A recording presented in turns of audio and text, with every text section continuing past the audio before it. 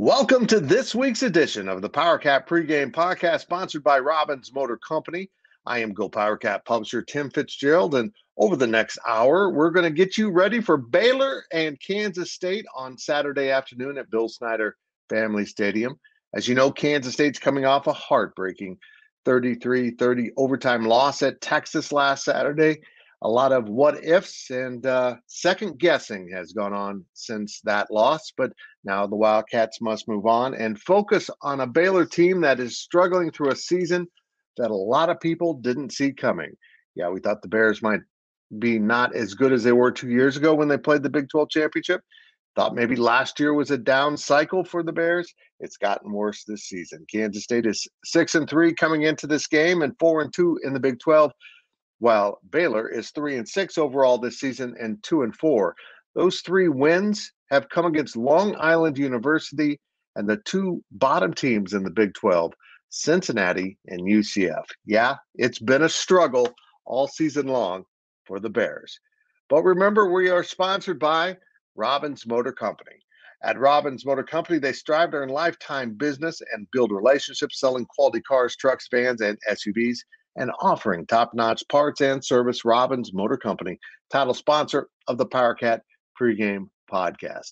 Well, if you're a regular, you know the drill. We'll talk to Brien Hanley, the former Kansas State offensive lineman on those 97 and 98 teams. We'll also then bring in our recruiting analyst, but he does a lot of team coverage for us, and he does an incredible job of breaking down opponents. Ryan Wallace will be at the start of segment 2, and then we'll have Ryan Gilbert to talk about gambling. We're going to take a look at all 7 of the Big 12 games this week, and I got to tell you, there's 2 or 3 spreads from out of Vegas that I just don't understand. We will get into that. We'll also, at the very top here, talk to Will Howard. We usually put Chris Kleiman in the first segment. We'll save Coach later in the show, but Will Howard had a few things to say at Tuesday's press conference. I thought it was really good. I spoke to him for a little while. You'll get that, and you'll also get some Kobe Savage later in this program. Can Kansas State get back on track? The Wildcats only have 3 games left this season, all in the state of Kansas. They've got Baylor and Iowa State at home with a trip to Kansas sandwich in the middle. But it all starts Saturday, 2 p.m., Bill Snyder Family Stadium with the Baylor Bears. The game will be shown streaming only on ESPN Plus / Big 12 Now. So if you don't get Big 12 Now, ESPN Plus, you're probably not watching this game. You can, of course, hear it on the Wildcat Sports Network if you want to listen to Wyatt and Stan and Matt Walters call the game on the radio. Well, let's stop messing around. We've set everything up. Here's QB1. He's made that pretty clear. He threw 4 touchdown passes last week at Texas. And if you're not aware, he is just 2 touchdown passes away from tying Josh Freeman for Kansas State's career touchdown pass record. He's got 3 games to do it. And after those games, I'm pretty certain, barring injury, that Will Howard will be the all-time career touchdown pass leader in Kansas State football history. And yet a lot of us continue to doubt Will Howard. The standard's been set pretty high around here, but Will Howard has done a good job recovering from a dreadful performance at Oklahoma State. Now let's get to QB1, Mr. Will Howard. What's the locker room been like, or the kind of the atmosphere around the team right now? After that game, we were hurt. I'm not gonna lie. Everybody was hurting. We lost to a really good team in a game that we should have won, and the way that we lost was brutal. Because you're so close and you come back from being down so much, it's tough. It takes a toll, but we flushed that now, and we're on to the next because who knows what could happen, and we just got to control what we can control and take care of business this week at Baylor, because it's a really good road team that they are, and they got some really good talent. So we gotta take care of business. We can't let Texas beat us twice. I don't know if you saw what Ben said post game. Give me your thoughts on that. Man, that guy means the world to me, and our friendship goes so much further than this game. And I think you could kind of tell from the emotion that he exuded there. But man, just him being willing to put himself out there like that for me, I couldn't be more grateful to have a teammate like him, but to have a friend like him. And, I could say that about a ton of the other guys in the locker room, but, the bond that us two have is special. And I know you guys could probably see that in the emotion that he showed and even that I showed, after hearing what he said, man, it meant the world. It really did. I was in Vegas watching on TV, but I saw you get really emotional after I think you guys ended up having to kick a field goal. What was going through your head as you went to the sideline? You seemed very upset. Yeah, I don't even really know. A lot of times when I'm out there, I'm a competitive guy, and I'm not gonna be excited when we have a field goal, no matter what the reason for it is. I couldn't remember what was going through my head at the time, but all I know is that I wasn't happy that we had to come off the field, and I don't like kicking field goals in the red zone because I feel like we've had a really good offensive playing in the red zone this year, and anytime that just in the heat of the game, in the heat of the battle, man, I got pretty fired up, and it's not directed at anyone. It's not any particular reason. It's just my competitive nature. And having Keegan step up like that in that game, how important is that to this offense? It was big, and Keegan, he's been through a lot, and he's battled, and I'm really excited for that kid because he wants it, and I can tell. He can tell the toll that all of his kind of injuries and the stuff that he's been through has affected him, and to see the way that he's fought back and the success that he had last week is only scratching the surface of what he can do, and I know he knows that, and he's going to continue to work, and I know he wants it as bad as anybody, and he's as talented as I come, and if he can stay healthy and continue to do and build on what he did last week, it's going to be exciting for him. And now let's welcome in our friend Brien Hanley, one of our football analysts here at GoPowercat.com. And Brien is invisible. That's why I turned off the camera. Brien is lit up with recovering from knee surgery. Paint me stunned that an old offensive lineman needed some knee surgery, Brien. But I hope you're feeling well. I hope you have some good drugs, and I hope you're not fully naked doing this segment. I'm gonna pass on the last statement. I'm gonna plead the fifth. Okay. I definitely have some good drugs that they hooked me up with. I haven't taken any yet, so I need to probably dabble in there because my knee is killing me. But when you run from a knee surgery for 26 years, Fitz, at some point it's gonna catch up to you, and it caught up to me. So, but it's fine. It's fine. I got one that needs to be done, but my other stuff won't allow it right now. So let's talk a little football. Kansas State and Baylor on Saturday. A truly baffling evolution for Baylor. They've just gone downhill. They just, they were in the Big 12 championship 2 years ago. They got worse and worse, and here we are. They're 3-6 coming in. They have won 2 Big 12 games against the worst 2 teams in the conference, Cincinnati and UCF, and they had to rally in a miracle fashion to beat UCF. Brien, I don't understand what's happened to Dave Aranda's program. Please explain it all to me, and I'll just sit here and listen. You know what? I wish I could. It's amazing because Baylor had it going. Let's just call it what it is. Baylor had it going again under Dave Aranda, and the bottom just completely fell out. Now, I know they had a bunch of pros 2 years ago when they were in the Big 12 championship game, and they did. They had a bunch of pros on their team. They didn't necessarily replace them with guys like that, but you can replace people. You don't always have to have pros to be a good football program or a good football team, but man, has it hit the skids, and I have no idea. Their quarterback has regressed. He has gotten worse.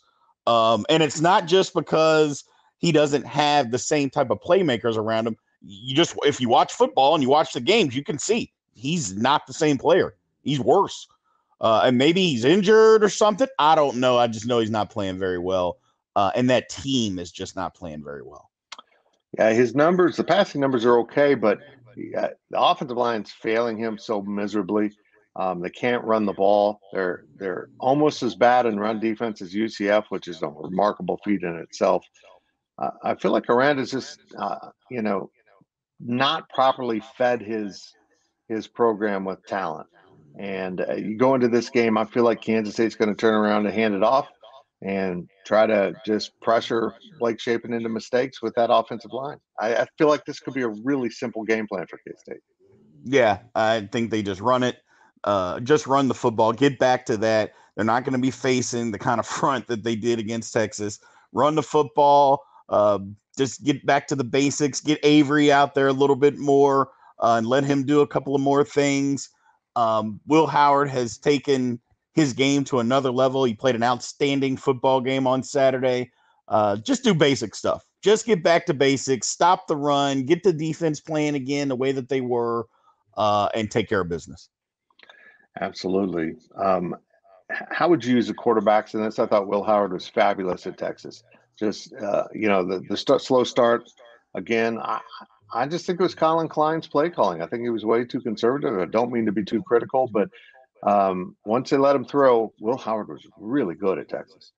Yeah, I mean, start of the game, I mean, just run, pass, about as predictable as it could get. Even when Avery came in, I mean, they knew what was coming. Just run. I mean, just it was silly. It was silly. Right.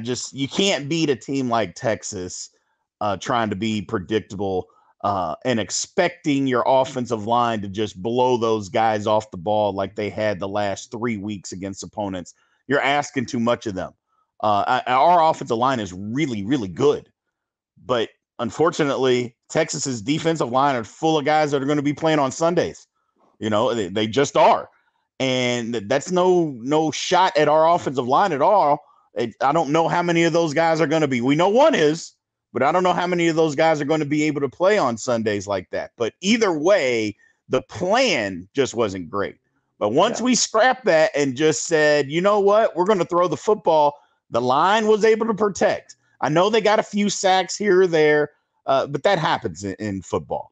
But for the most part, the line protected, and Will did his thing. I mean, it's the best pass he threw all day was one that got intercepted because it hit the receiver right in his hands, and he couldn't hold on to it. So Will was outstanding. Maybe the best game that he's played at K-State under the circumstances. It just might be. I know he's had some other really good games, but under the circumstances, that may have been his best. If you're, as a former player, if you're coming off a big defeat like that, how challenging is it to get back up for another game? You're coming home, you're playing a lesser foe. It's kind of hard to lock in, isn't it? It is. It is. No question about it. I know people are going to say, well, we're focused on one game at a time. But look, when you let an opportunity slip away like that, and I believe that K-State, I believe we feel like we let the opportunity slip away. I don't think that the guys or coaches in that locker room think that Texas just went out there and they were just better. Nah, I don't believe that. And we watched the game. We don't believe that, so getting back up, it'll be tough. It'll take a couple of days, but we're a mature locker room. We are a mature locker room. And when you have that, it helps. It really does help. Now, again, I'm not saying on Monday they should have been locked in and ready to go. But by Wednesday, you get around, guys will be up and the game will come around and they're going to have to get on them early. Hopefully that's what the coaches are telling them. Jump on Baylor early. And maybe some of the mature guys in the locker room will understand that and get on other teammates. Hey, we need to jump on these guys early. Look at their season. If we jump on them early, maybe they'll lay down. I go, but even if they don't, we need to jump on them early to get this sour taste out of our mouth. Yeah, seriously, they need to come out of the locker room with a lot of fire and take care of business and open it up because, then if you get away from them early third quarter, you can put in Avery and he can get some more significant snaps. The truth is Avery Johnson is going to be a great quarterback, but right now the better quarterback is clearly Will Howard in terms of being able to run the entire playbook. I don't want him trying to run against that Texas defense anymore. No. I wish I'd used Avery in a little of that situation, but I understand it's a little more complex than that. But let's flip it over to the defense. They were awful at the start of that Texas game. Then they collected themselves. They stopped the big passes. They started getting more pressure on the quarterback.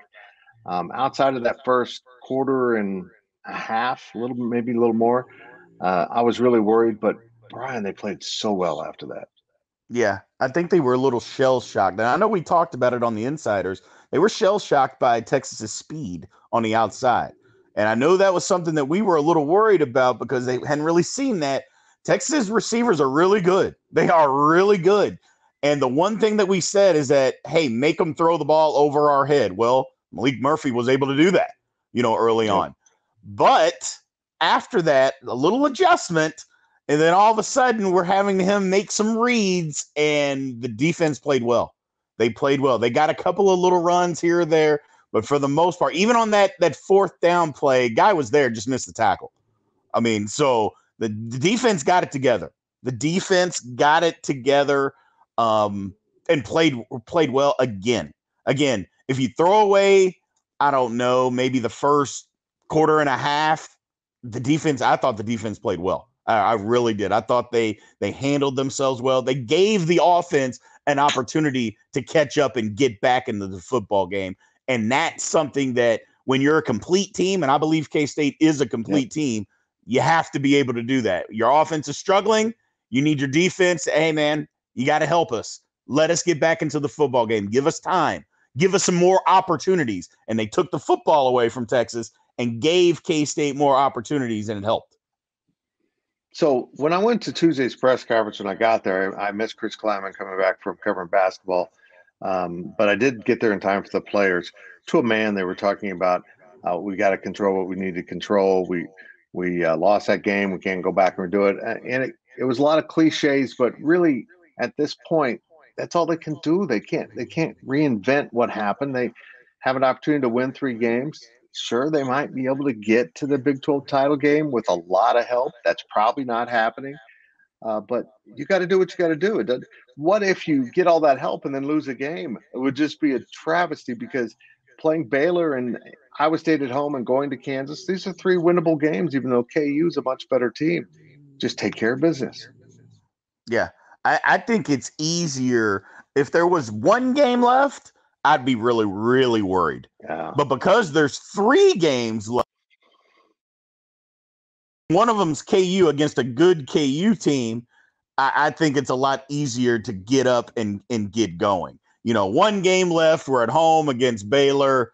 I get worried. I really would have been worried, Fitz. I'm like, oh, man, these guys are not going to want to play at all. However, when you got 3 games left, and you still have some opportunities to really have a good football season, this is their chance to do that. I think the guys will come out and show some fire and be pissed off.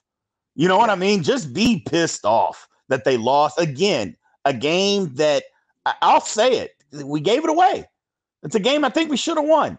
And I think they're going to come out and be pissed off and just take it right to Baylor. Well, I would hope so. I agree. And he's Brien Hanley. You can check him out right there at Big B Sports _sports on your social media platforms. But most of all, folks, do me a favor, go subscribe to his YouTube channel. Start enjoying his content. He's probably out for a little bit until he can climb stairs. And that's going to be a challenge.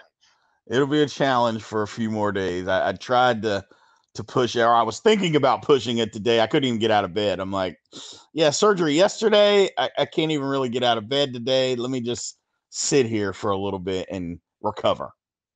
Yes, please do. Or hire sled dogs to drag your ass upstairs. There you go. Thank you, Brien Hanley. I appreciate it very much. That is the first segment of the Powercat Pregame Podcast, sponsored by Robbins Motor Company. Ryan Wallace is about to dig deep into those Baylor Bears, and I hate Bears. I'm so scared of them. On the other side of this break, thank you for listening and watching the PPP. That really sounds weird.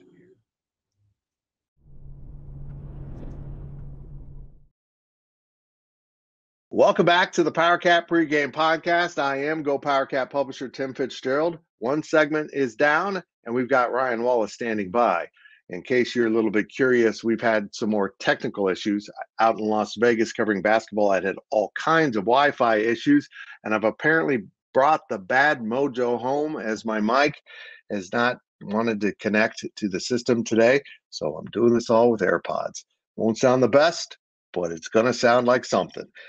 We're sponsored by Robbins Motor Company. Make sure you stop into Robbins because the dedicated team of automotive professionals at Robbins, Chrysler, Dodge, Jeep, Ram, Fiat will match you with the vehicle that suits your lifestyle and budget. Robbins Motor Company, title sponsor of the Powercat Pregame Podcast. Well, in segment one, you heard from Will Howard and our football analyst, Brien Hanley. And in a moment, you're going to hear from our recruiting expert who also does team breakdowns of Big 12 opponents or K-State football opponents, Ryan Wallace. But now let's hear from Chris Kleiman and his thoughts following Kansas State's 33-30 loss at Texas and what lies ahead for his Cats. And then we'll dig it right in with Ryan Wallace. And at the end, we still got some more interviews to go with Kobe Savage and our own Ryan Gilbert. Here is Coach Kleiman. Good afternoon, everyone. Great to see everybody. Tough loss on Saturday, and we had a pretty good meeting yesterday with our leadership council, and a couple things. One, how proud we were of the effort and how the guys fought and battled and played. Texas is really good. We all know that, and I don't know if there's a lot of teams that could go in there, be down 17-0 and not do anything right in the whole first half, offense, defense, or on teams, and then flip the game with the punt block to get it at least competitive at halftime. And then we go down 27-7.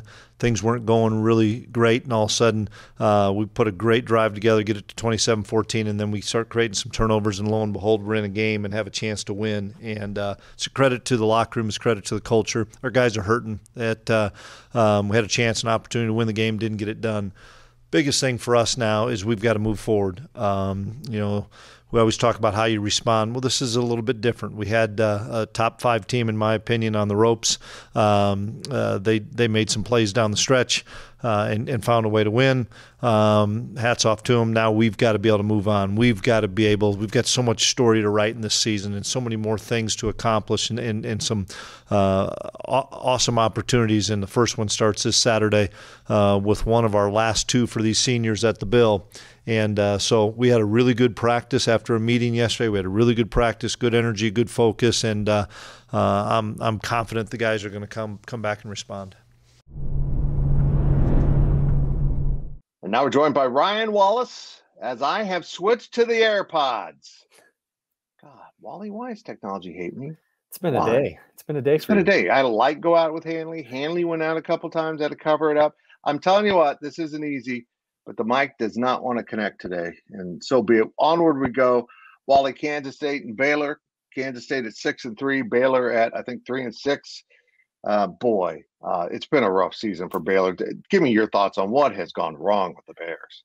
Yeah, they come to Manhattan, and Dave Aranda mentioned this after their loss to Houston last week. He kind of alluded to it being a quote broken locker room. So not great if you're a Baylor fan right now. And honestly, Fitz, I feel bad for Dave Aranda because I have a lot of respect for him as a coach, him as a person, the staff that he's put together. I think he's got some pieces, but it's like he's a decade late.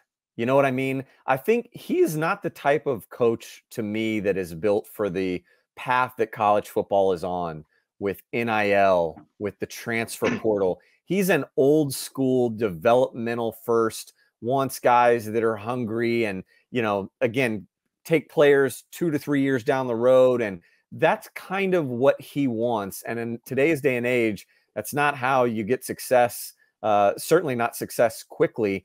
And thus here we are with a Baylor team that is bottom 3 in scoring offense and bottom 3 in scoring defense. And they're the only team in the Big 12 right now in conference play that can say that on both sides. It has been a rough go in Waco this year. Yeah, it really has. And as I told Brian in the first segment, it's hard to watch. It's hard to fathom being in this position at this point because they were just in the Big 12 championship. Yeah. And look, Oklahoma State and Baylor both slid back after that appearance. State recovered. Baylor seems to have gotten worse. This should be a game K-State handles. I know everyone wants to say trap game, but Wally, it's the only trap that's set here is in the K-State locker room. Yeah. If you don't come out and rebound and take care of business, it's a trap game. If you do come out and rebound and get back to what made you so good in the prior 3 games, you're gonna win by 21 or more. I would have been much more worried about this being a trap game, had Kansas State come out and taken care of business against Texas. And I don't even mean had they won in overtime. I mean, had the game just gone differently. Even if they had won, I think there was so much to improve on and so much to hang your head about in Austin. There's no chance they're going to come out in this game not fired up, especially now coming out of a loss. Baylor still has some weapons, Fitz. I mean, if you look at them on offense and defense, skill player wise, they've got enough there to threaten. It's just been in the trenches, Fitz, where they have just been just an abomination. I mean, we're talking, a lot of people have watched Colorado this year, right? Everybody's turning on to see what Deion Sanders' team's going to do. This offensive line has been Colorado bad. And it's unfortunate because it's come in a year that Blake Shapen has taken that next step. For as bad as Baylor's been, Blake Shapen has been better. And statistically, he's got the 3rd most passing yards in Big 12 play. He's only a yard behind second place Dylan Gabriel. The guy's throwing it around. He's got some receivers, but the rotation at the running back has been puzzling. They've got Dominic Richardson and Richard Reese. They've got a freshman tailback as well that they've been getting into the mix here of late. And again, those guys are all capable. They have some receivers. Jackson, the transfer from Arkansas, is dangerous. Hal Presley, before he got lost for the year due to injury, is a very capable guy. Monterey Baldwin, Josh Cameron, they've got guys. But if you can't block, Fitz, it doesn't matter. And that's kind of been the problem, is you've got Blake Shapen under duress constantly. They can't, open holes on the running game. And I think it's come as a little bit of a shock to Baylor, really, because from talking to insiders that know this Baylor Bears program, I think they thought they would take a little bit of a step back at the offensive line. They lost some seasoned guys from a year ago, but I think they were positive and upbeat about the components they had on the offensive line this year, but they have just not developed the way that they thought, nor nearly as quickly as they need them to. And that's been the struggle. Yeah. Shapen's stats aren't bad.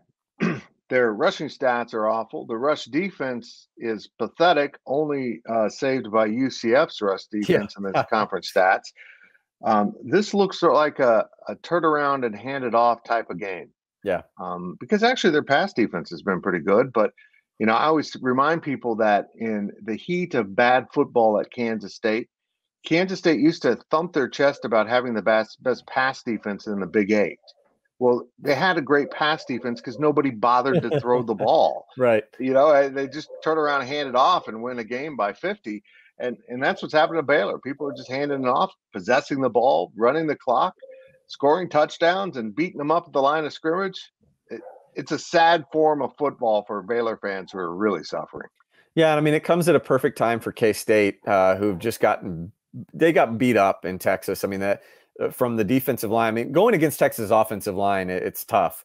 But this is the type of game too where K-State should bounce back. I think the defense should be able to get some confidence, getting some pressure. 24 sacks against in Big 12 play is the most surrendered by any offensive line right now. It's actually 10 more than the next worst offensive line in the Big 12. So I think K-State should be able to naturally get more pressure, certainly by design with Joe Klanderman, get to Blake Shapen. And then, as you mentioned, in the rushing category, we'll leave Gills to do the betting. That's his segment. But I'll just, if you want to throw some money around, you bet heavy on DJ Giddens and Trayshawn Ward in this one. Yeah. You mentioned, UCF is the only other defense that K-State has played to this point that's been worse in the defensive rushing category. 3rd worst rush defense of any Power 5 team in America is Baylor, and Texas is top 10. So, I mean, you go from going against one of the best against one of the worst, surrenders 6.6 yards per rush. So it's a get back game. And this is what K-State needs right now, Fitz, with KU looming ahead. And we'll get plenty more to talk about with the Jayhawks. I think K-State matches up fairly well against them too, but we'll save that for next week. This is the type of game that, you want to rebuild some confidence.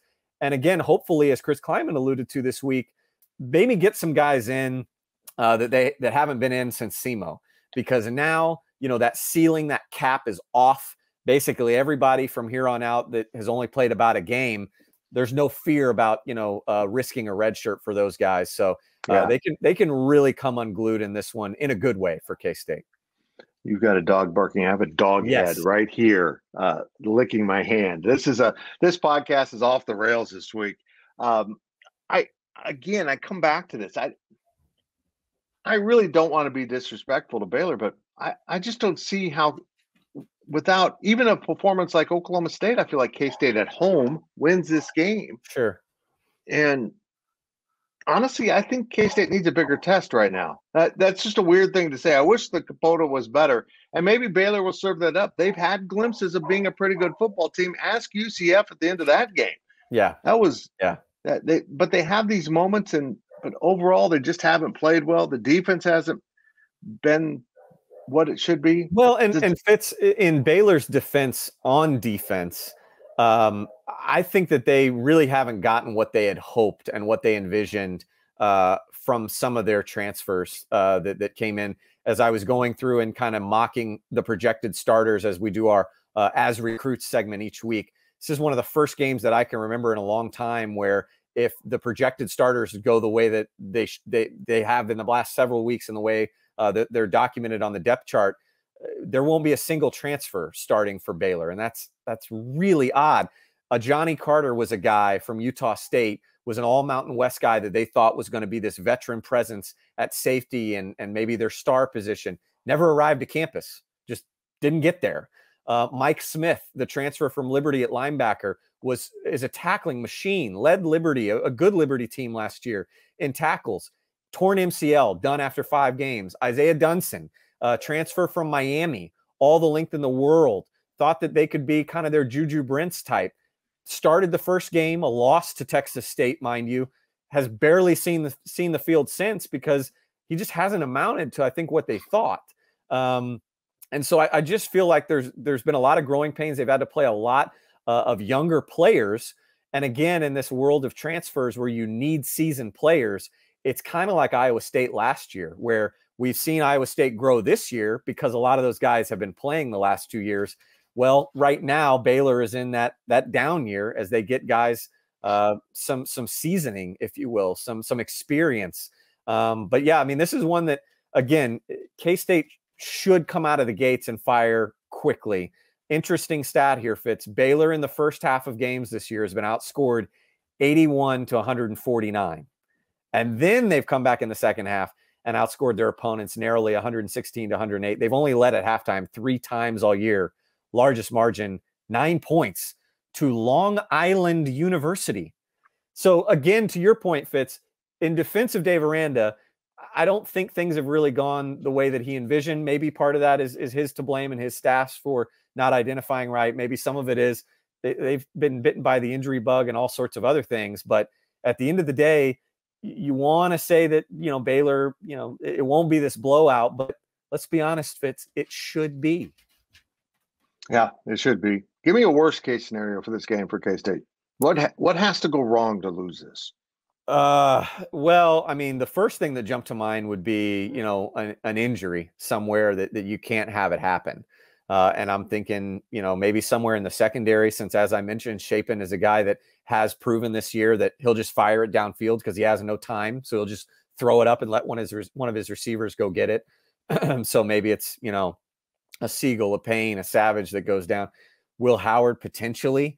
But again, as bad as Baylor's been against the run, that sets up nicely for Avery Johnson. You could get out of this with a win. Honestly, Fitz, it's just not being locked in.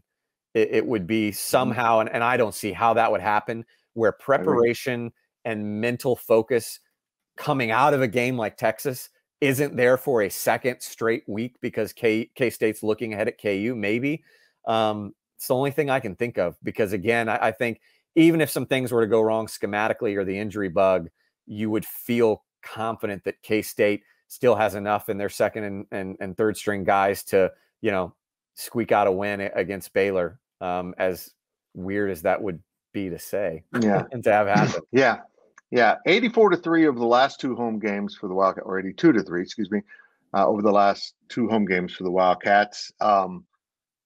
Is another significant win like that the best case, or does it go deeper than that? Quarterback rotation, young players rotating in, those type of things. Well, I definitely think you want to see, the rotation go deep in this type of game. And again, to me, this goes back to a bigger picture beyond just this week. K-State's due for it, and they need to have it happen. You can't just go into 2024 relying on your in-season practices and some bowl prep, hard scrimmages or what have you, to get that too deep ready.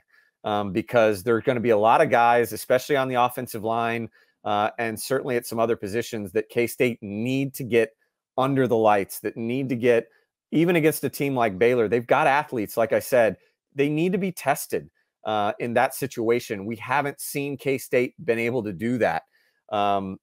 This is the game where they absolutely have to. So yeah, this is one that K-State should, and K-State needs to blow the doors off.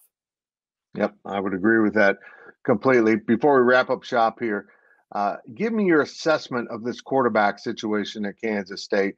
As a guy that doesn't cover this team from day to day, you're kind of our drone above everything, assessing what's going on here. But I'm fascinated by this, because I think we can agree that Avery Johnson, it might be a generational type talent at quarterback, but that Will Howard needs to be the quarterback this year. Will Howard's the guy. Plain and simple, he's the guy. Should have been the guy at Texas, was the guy at Texas, should and will be the guy moving forward. But I'll echo something here that Fitz, I think we said 5 weeks ago, 3 weeks ago, every week. You have to, and you should, because at this point you have nothing to lose. He's already burned his red shirt. You have to use Avery Johnson, and you have to use him in ways that's going to benefit him and you moving forward, not just in years to come, but even this season. The usage and the way that they used Avery Johnson against Texas, and even going back to the Texas Tech game, I guess a little bit. Houston, they did let him, I guess a little bit throw it around, but also we saw Jake Rubley a little bit in that game too. They've got to use him better. I don't think they're doing him and themselves any service for moving forward by just kind of having him come out and run the particular designs and sets that they had him run in Austin. So it's still Will Howard's team. It will continue to be Will Howard's team. All the support in the world for Will Howard. But you've got to have Avery Johnson come into games and do some things that are going to help expand this offense this year and get him ready to grow this offense furthermore in 2024. Because so far, for much of this season, I would say that they've kind of done Avery Johnson a disservice in terms of maturing him as a quarterback and maturing this offense for years to come. Ryan Wallace, I thank you very much. My dogs want to bark. Mine too. Over. I know. This day. Me and technology, I am being beaten over the head by technology as of late. But onward to Ryan Gilbert and his bets. Oh man, I took Ryan Gilbert to Vegas. I'm telling you what. Did you win? I barely saw him. I didn't do anything. He just disappeared for hours at times. I don't know. Hopefully not betting on football, but that's no. I think he watched some football. He's a guy to get lost in the Bellagio poker room for hours. Good for you, Gills. It's hoop season for Gills. I know. That's it for this segment of the Powercat Pregame Podcast. On the other side, I'm sticking with the AirPods. In fact, I'm going to go back and re-record everything with the AirPods, because now you can hear me, and there goes my phone. We're out of here. That's it. We'll be back after this.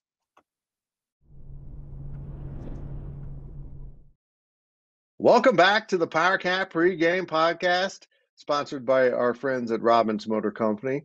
We're almost done with this week's preview of Kansas State and Baylor, 2 p.m. at Bill Snyder Family Stadium on Saturday, right here in Manhattan, Kansas. We hope you can make it. I think the weather's supposed to be okay. Honestly, I haven't looked. And we also have Ryan Gilbert standing by to talk about all of the Big 12 lines. And I'm telling you, folks, there's a couple lines I don't understand. I might be a bad bettor, but there's a couple that really jump out at me. And before we get to that, we're going to talk to Kobe Savage, the K-State senior safety, who has had a good season. And we will get his thoughts on the team and Baylor in just a moment. But remember, we are sponsored by Robbins Motor Company, and K-State fans visit the Robbins Chrysler Dodge Jeep Ram Fiat location on Anderson Avenue in Manhattan for an exciting test drive. Robbins Motor Company, proud sponsor of the Powercat Pregame Podcast. Well, let's not mess around anymore. Here's Kobe Savage, and we'll jump right in with Ryan Gilbert to talk about the odds around the Big 12, and then I'll give this show a wrap. Kobe Savage, one of my favorite players in a while at K-State. Take it over, Kobe. Kobe, what's the mood of this team and defense right now? I feel like we're still in high spirits, just controlling what we control each day, trying to win each practice, each rep, mentally and physically. Is it good to be home and the fact that you don't leave the state of Kansas for the rest of the regular season? Yeah, it's definitely good to be home and see a lot of purple. Just having that extra advantage with that home field and all the fans out there screaming our name and wearing a lot of purple. How much of the takeaways boosted this defense the last few weeks? Yeah, we do need to do a better job of takeaways, just getting a lot more turnovers, getting our hands on balls, and making sure we pick the ball off, making sure we're scooping the score, we're simul punching, just getting a lot more takeaways. I feel like that's going to have a momentum boost to help our offense or special teams throughout the games. You got 3 on Saturday. You feel like you guys left a few out there as well? Oh yeah, without a doubt, we definitely left some. I mean, which is just that just goes into practice, just making sure we're catching balls at practice and finishing through, playing through the hands, just little stuff like that. I feel like we can do a better job of. What was the adjustment you guys made in the second half where you did a pretty effective job of shutting him down? We cut out a lot of our, I'd say exotic calls and just played base down ball that we would normally do during like a fall camp or the beginning of the season, and everybody just honed in to what their job was and just focused on their 111, and I feel like we did a really good job in the second half of that. And now it is time for Ryan Gilbert. Gills, you were just discussing in the previous segment about your behavior in Vegas. Yeah. I let everyone know that you're a poker player, and you wandered out and played poker. Yep, I wanted to get away from you. So the way things are going technology-wise, I'm surprised. Your phone didn't work either. Maybe it was me. That I don't know. Let's get on with this. Welcome back to the Pregame Podcast, everyone. And this is Ryan Gilbert. He's our betting guy, if you've been watching. And Gills, I put a lot on your shoulders this week. and we're picking the entire slate of Big 12 games. First time we've done 7, so we better be quick here. The first game is, in my technical terms, stinky. It's Houston -2.5 versus Cincinnati. The 7 people that watch this on TV, this game is being televised, I believe, and not Kansas State. I don't understand. If you had to pick between Houston -2.5 against Cincinnati in Houston, I believe, what would you do with your money? I'd place it on Houston. I don't really want to talk about this game just because it's so boring, but we have to. That's what the listeners want. So here we are. I would say they don't want to hear us, but I'll say I'll say Houston's passing attack going up against Cincinnati's defense, which is more of the strength of their defense is stopping the run, not the pass. So you mentioned it being in Houston. I'll take the home team, and I think that Houston can put up some points on Cincinnati. Oklahoma -12.5 against the West Virginia team that's been playing pretty good football. They're in that upper portion of the conference. They're in that tie at 4-2 with 5 other schools, including Kansas State and Kansas. This is kind of their test, their reality check, I guess, because I think Oklahoma's beatable. I think West Virginia can beat them, but probably not Norman. But the 12.5 kind of surprised me. That's a big number for a team in Oklahoma that, just doesn't quite seem the same right now. Oklahoma is clearly the better team, Fitz. Mm-hmm. All the numbers and stuff would back that up. But you look at just the state of the locker rooms, right? The morale on each team. West Virginia and Oklahoma are both 4-2.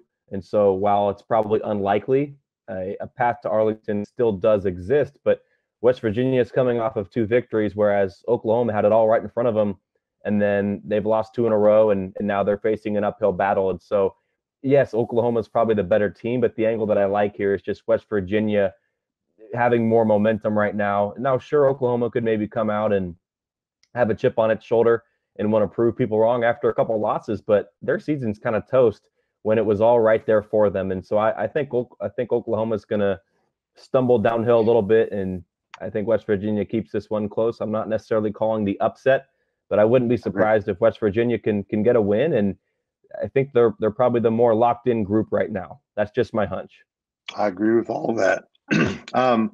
Iowa State -7 at BYU. The Cyclones are in that grouping along with the teams we've mentioned at 4-2. I think it's a lot of fool's gold in what Iowa State's doing this year. Kansas handled them despite only a 7-point difference. I thought KU was by far the better team in that game. But Iowa State goes to BYU. Gills, I have a feeling BYU is going to win this outright. I don't know why. I just think Iowa State's being overvalued by the book right here. And I think BYU at home is a huge, huge challenge for Iowa State. Feel like a letdown. I agree. You said fool's gold. That was a great term, Fitz. A letdown from Iowa State. I can see that happening for sure. So I'm with you. I would go BYU. But this is one of those games where it's also like, this is the Big 12 now, right? You got just a few of those games every weekend where there's going to be some great games, and then you're going to have games like this. Did I skip over Texas TCU? I did, didn't I? Did I skip them? You skipped it, yes. I'm shaking my head in displeasure. What? Texas -9.5 at home against TCU. I'm going to check with my wife first about putting the mortgage on Texas to cover this. TCU's not very good. I don't feel like if Texas doesn't win by double digits in this game, what are the Longhorns doing? You tell me. But that's why I have you on. This is why I'm here, right? TCU's been good at home, so I get the line. Only one loss in Fort Worth, and that was, I believe, by 3 to Baylor, I think. But so they've been okay at home. That's respectable. But after that game that we saw on Saturday that you were watching in Vegas at the sportsbook, right? I was up in the air, missing part of it. But the game we saw from Texas, right? That seems like a game where they got some of the jitters out of the way with a young quarterback, and he certainly made some mistakes, but that's because K-State's defense is really good. There was a lot of pressure on him, that developed throughout the game. And so that stuff, while it is on tape, you learn from it if you're Texas and you're not going up against such a fierce defense that K-State does have. And so I'll go Texas here to have sort of a get-right game, and they're a couple games away from making it to Arlington. They should be locked in and ready to go. And it's, as ugly as some of Texas's second half woes were, it's hard to see them replicating that. I think they'll get back to the way they played in the first half against K-State. Sounds good to me. Another line I don't quite understand, KU -3.5 at home against Tech. What? There's some lines I really don't understand. I think KU is a pretty good football team. Tech is one of the better of the rest. If that's a compliment, I don't know. Of the bottom part of the conference, they're kind of in, limbo in the middle area. But I feel like KU wins this by, touchdown or more. Yeah, KU's been a little inconsistent this year, so maybe I get it if you want to lean on Texas Tech, but the line just doesn't really make much sense, does it? I get it. The Red Raiders are getting healthier now as the season is progressing, but I kind of talked about this with one of the other games, Oklahoma and West Virginia. I talked about where those two programs are at. Texas Tech is playing to fight for a bowl game, right? With 4 wins right now. KU, I mentioned those other two teams, right? KU's got an outside chance at making it to Arlington. It's going to, take a lot of dominoes to fall their way, but there's still a chance there. So I think KU's going to be the more locked in team here. In Lawrence, they're at home, and this is one of those lines. We'll talk about Oklahoma State here in a second, but this is one of those lines where it doesn't make a whole lot of sense to people like me and you, Fitz. No, it does not. Oklahoma State, speaking of lines that make no sense. No sense. I don't know. I swore off gambling because I've been so bad at it.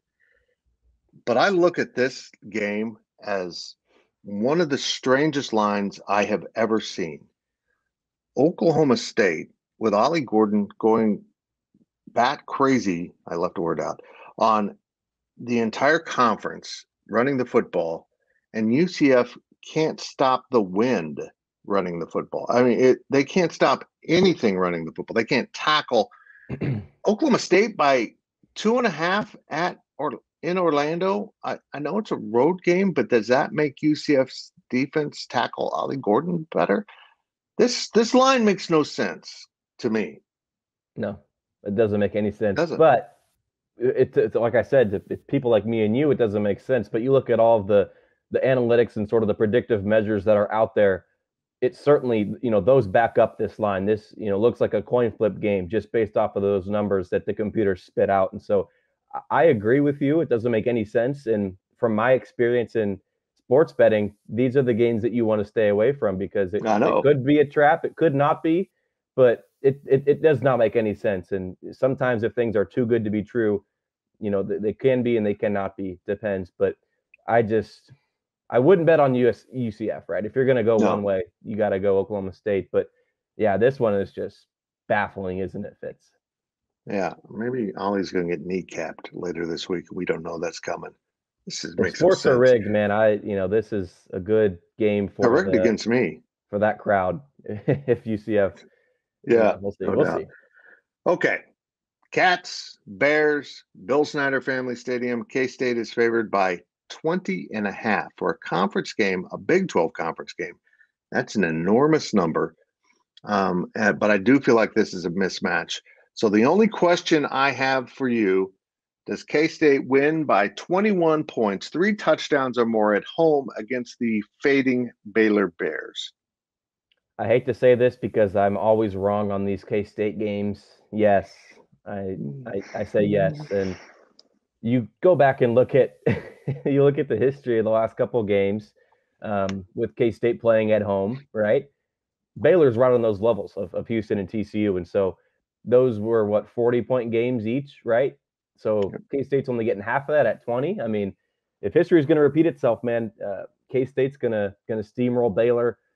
It's just, everything is going wrong. It feels like in Waco. We talked about this on the Questions podcast earlier in the week, Fitz, but there's not a whole lot for Baylor to hang its hat on. Blake Shapen is playing some respectable football, but the surrounding cast around him, he's got really no pieces to work with. And so I see a K-State blowout incoming. And so with that information, the listeners can now hammer Baylor because I'm always wrong. Exactly. So yes, I'm sorry. But you won't be this time. You won't. You can't possibly be wrong. Then it's impossible. My betting expert's so bad at picking K-State games. It's unbelievable. It's become wonderful. It's so bad. It's just funny. Joyful. I really do laugh at it. Yeah. That's it. I'm done with Ryan Gilbert. Ryan Gilbert, thank you so very much. I do truly appreciate Ryan Gilbert helping us out here. He studies the games for us. He's been pretty good, not on K-State games, but on everything else. It's Kansas State and Baylor, 2 p.m. at Bill Snyder Family Stadium. If you're not able to be in the Bill, you have to watch it on ESPN Plus /Big 12 Now, which is the ESPN streaming platform. I apologize for more technical difficulties. The sound hasn't been what I'd want, but here we are. We're at week 10. Wow, this is the 10th game of the season for K-State. And apparently my technology is like Daniel Green. It's done for the season. My one thing to watch for this game between the Cats and Bears is pretty simple. Can K-State just come out and bully the Bears? Can they run the ball at will? Can they, stop Baylor's running game and get some pressure on Blake Shapen so the passing game can't warm up? Let's be honest. This should be a game Kansas State dominates. When the spread is 21 points, you're expected to win by 3 touchdowns. That means if everything goes right, Baylor might be competitive in this game. And if everything doesn't quite go the way as planned, this is going to be a blowout. At Bill Snyder Family Stadium, I feel like it will be a blowout. So I say watch that offensive line for K-State. See if they can follow them to victory. See if K-State can rack up huge running numbers. There's a little side thing to keep an eye on as those quarterbacks. How will they be used? Does this offer Kansas State a chance to unleash Avery Johnson if this game can get out of hand? Or do they play him in the heat of the game or just stick with Will Howard? I'm very interested myself in seeing how that goes. Remember, 2 p.m. I hope you can make it to Bill Snyder Family Stadium. There's only 2 more games left at the Bill. Iowa State, of course, will conclude the season schedule at home and the regular season schedule, as the Cyclones will come in at Saturday after Thanksgiving. So this might be it for you if you can't make it. It's the Cats and Bears at the Bill, and I will see you at the Bill.